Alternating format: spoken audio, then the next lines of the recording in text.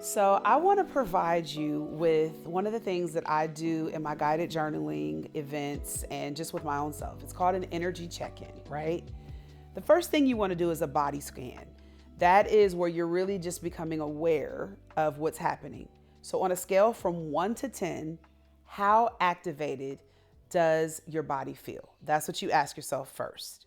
Then, where are you holding your tension? Are you holding it in your jaw, your chest, your shoulders, stomach, hips? And is your breathing shallow, tight, or steady? And I will say here that the hips are the junk drawers of the body. They are the emotional junk drawers of the body, should I say. And so we tend to hold a lot of our tension, a lot of our frustration from either the present or the past in our hips. So be very mindful if you are just experiencing tight hips, you might want to evaluate that.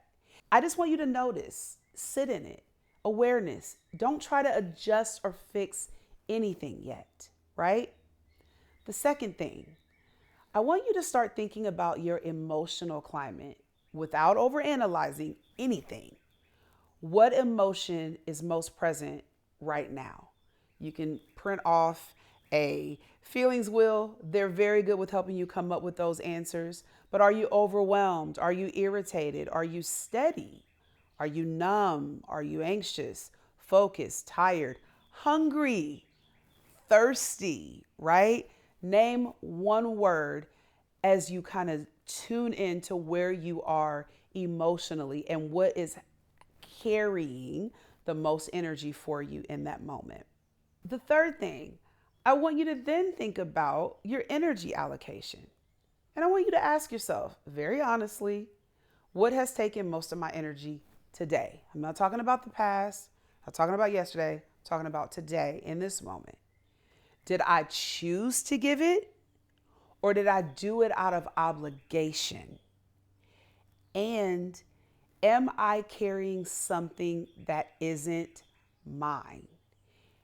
Energy depletion often goes way back to misallocated responsibility. Remember, we were talking about that earlier?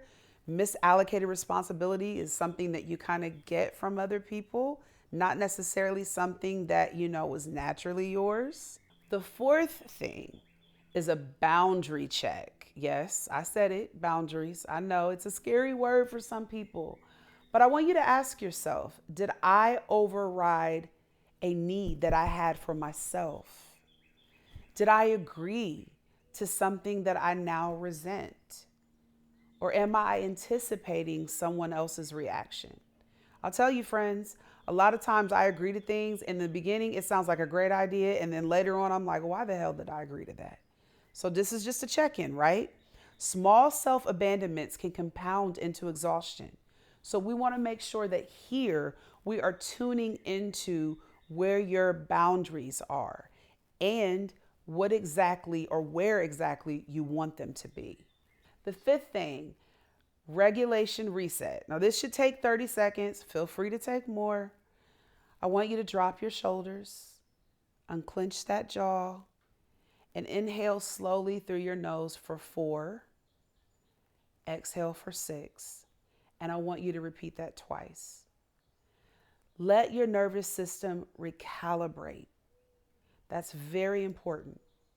And if that method of breathing doesn't work for you, we could also try something what we call the box breathing method, where you envision a box and you are inhaling for 4, holding for 4, exhaling for 4, and then holding again for 4. And you repeat that as you are visualizing that you are drawing a box as you breathe.